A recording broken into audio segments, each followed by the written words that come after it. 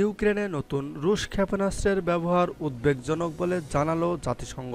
রাশিয়ার নতুন এক মাঝারি পাল্লার ব্যালিস্টিক ক্ষেপণাস্ত্রের ইউক্রেনে হামলায় নতুন করে উদ্বেগজনক পরিস্থিতি সৃষ্টি করেছে।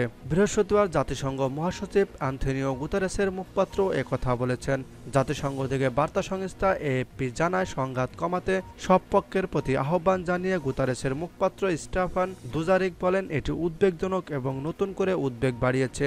এটি পুরোপুরি ভুল পথে এগিয়ে নিয়ে যাচ্ছে। তিনি আন্তর্জাতিক আইন মেনে যুদ্ধ বন্ধের জন্য জাতিসংঘ প্রধান অ্যান্তোনিও গুতেরেসের আহ্বানের পুনরাবৃত্তি করেছেন এবং উভয় পক্ষকে বেসামরিক নাগরিকদের রক্ষার জন্য বেসামরিক স্থাপনা ও বেসামরিক অবকাঠামোগুলোতে হামলা থেকে বিরত থাকার আহ্বান জানিয়েছেন। রুশ প্রেসিডেন্ট ভ্লাদিমির পুতিন বৃহস্পতিবার বলেছেন, তার বাহিনী ইউক্রেনে একটি নতুন মাঝারি পাল্লার হাইপারসনিক ব্যালিস্টিক ক্ষেপণাস্ত্র নিক্ষেপ করেছে। বৃহস্পতিবার ভোরে ইউক্রেনের মধ্যাঞ্চলীয় নগরী দিনিপ্রোতে রুশ ক্ষেপণাস্ত্র আঘাত হানে। চলতি সপ্তাহে মার্কিন যুক্তরাষ্ট্র ও তার মিত্র ইউক্রেনকে একটি পার্সোনাল ল্যান্ডমাইন সরবরাহ করে ব্যবহারের অনুমোদন দিয়ে আরও সহায়তা বাড়িয়েছে।